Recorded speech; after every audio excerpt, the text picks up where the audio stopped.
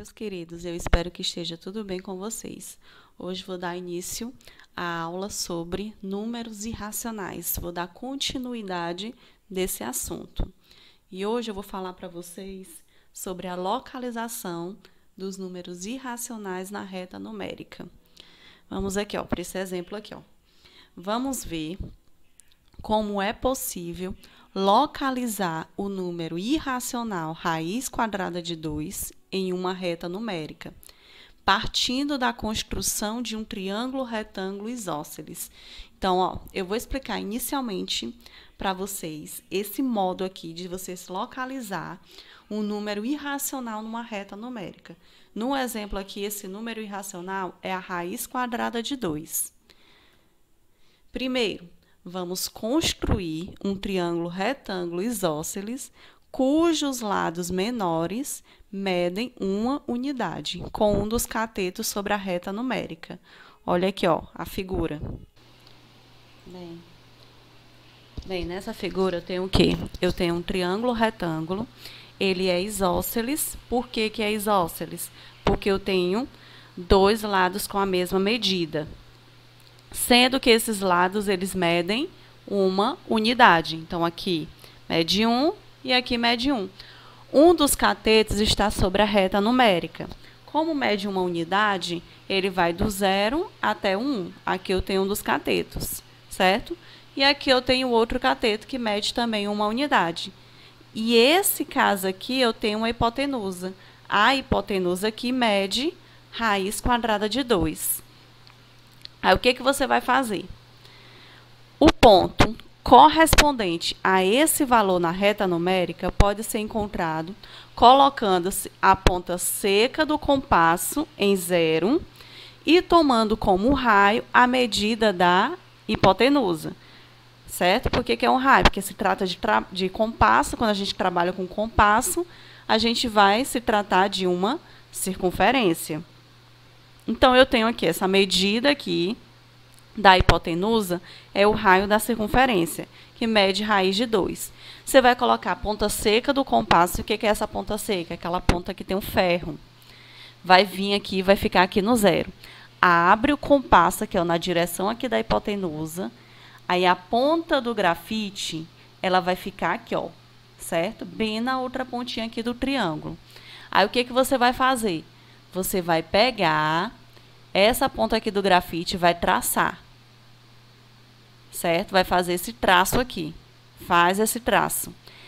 Bem aqui nesse traço, essa parte aqui que cruza com a reta numérica é justamente o ponto raiz quadrada de 2. É justamente a localização dele na reta numérica, ok? Então, olha aqui, ó. Para você encontrar um número irracional geometricamente é bem simples. O único problema é que você precisa de um compasso. É o que? Você vai construir um triângulo retângulo. Sempre, minha gente, vai ser um triângulo retângulo. Aí, as medidas dos catetos vai depender. Aqui, nesse caso, os catetos têm a mesma medida, mas elas podem ter medidas diferentes.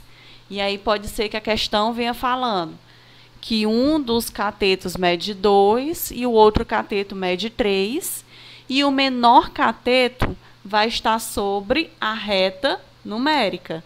Então, consequentemente, o menor cateto é o 2. Então, você vai traçar do 0 até o 2. E o outro cateto mede 3. Aí, você vai pegar uma régua e vai medir 3, certo? Vai medir até o 3. E aí, você vai traçar a hipotenusa. Para você encontrar o valor dessa hipotenusa, você vai utilizar o teorema de Pitágoras. Usa o teorema de Pitágoras, encontra o valor da hipotenusa, e aí você segue todos esses passos, certo? Uma outra forma de você encontrar, localizar esse ponto na reta numérica, eu vou utilizar o mesmo ponto, raiz quadrada de 2. É você, primeiramente, calcular a aproximação dele. Como a gente já fez, a aproximação do raiz quadrada de 2 é 1,41. Aí, o que que você vai fazer? Tem uma reta numérica, nessa reta numérica, como deu 1,41, eu já sei o quê? Que vai estar entre 1 e 2, certo? Entre 1 e 2. Aí você vai observar exatamente onde é que ele vai estar. E aí ele vai estar mais ou menos bem aqui, certo? Mais ou menos aqui. Vai encontrar a raiz quadrada de 2. Assim, para você encontrar de forma exata, você faz a aproximação. Mas, se você não quiser encontrar de forma exata, ou se por acaso você vai encontrar uma questão e a questão ela só pede onde vai estar, entre quais números esse número irracional vai estar, não precisa você calcular a aproximação. É só lembrar. Se eu tenho raiz quadrada de 2, eu sei o quê? Que é um número que ao quadrado vai ter que dar 2, certo? Ao quadrado vai ter que dar 2. E aí a gente vai começar a trabalhar com os quadrados perfeitos. 1 ao quadrado, 2 ao quadrado, 3 ao quadrado, certo? Trabalha com esses quadrados perfeitos. 1 ao quadrado é quanto? É 1. 2 ao quadrado é quanto? É 4. 4 é maior do que 2. Como 4 é maior do que 2, eu tenho o quê? Que o raiz quadrada de 2 vai estar entre 1 e 2, certo? É uma outra forma de você resolver esse tipo de questão. Localizar o número na reta numérica, quando se trata de raiz, certo? Na aula passada, eu falei sobre alguns números irracionais importantes. Falei o π, o número φ e o número de Euler. Aqui eu vou falar de 2 de forma mais profunda, certo? O mais importante é o número π.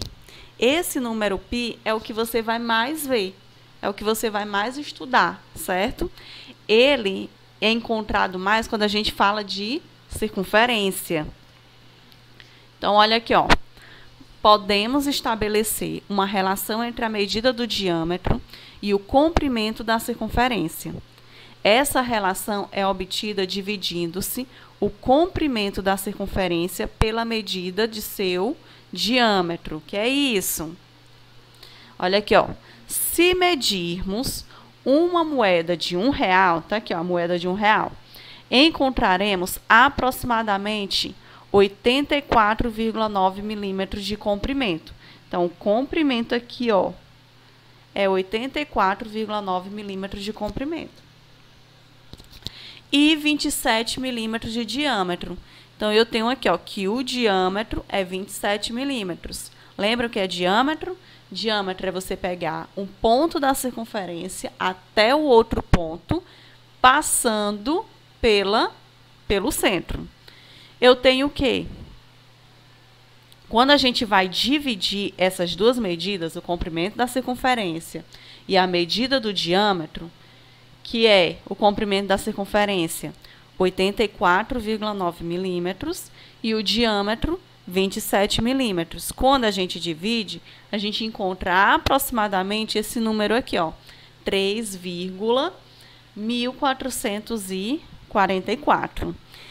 Esse número aí, esse fato, ele se repete para qualquer circunferência, certo? Aquele número ali, aquele resultado, você vai encontrar resolvendo o cálculo para a circunferência, o cálculo de qualquer circunferência, comprimento de circunferência.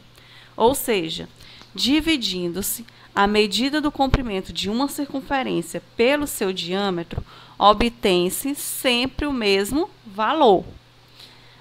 Esse valor constante representa um número muito importante na matemática, que é o número π, representado pela letra grega π.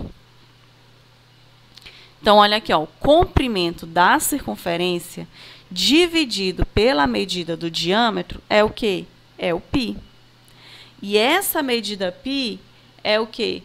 3,14159265. Você pode pegar alguma coisa aí que seja redondo, mede o comprimento e mede o diâmetro. Quando você for dividir o comprimento dessa circunferência aí que você pegou e o diâmetro, eu vou encontrar isso aqui, 3,14. Pode ser que esses números aqui após não sejam os mesmos, mas vai dar sempre aproximadamente 3,14. E esse 3,14 é a medida de π. E aí, como é que a gente trabalha isso aqui nos exemplos? Olha aqui o primeiro exemplo. Usando o valor 3,14 para π, calcule o comprimento de uma circunferência cujo raio mede 8 centímetros. E aí, como é que você vai calcular isso? Primeiro, o comprimento da circunferência é igual a 2 vezes o raio vezes o π. O comprimento dessa circunferência vai ser igual a 2 vezes o raio mede quanto? 8. Vezes o π. O π mede quanto? 3,14. Então, o comprimento vai ser quanto? 2 vezes 8, que é 16. 16 vezes 3,14, 50,24.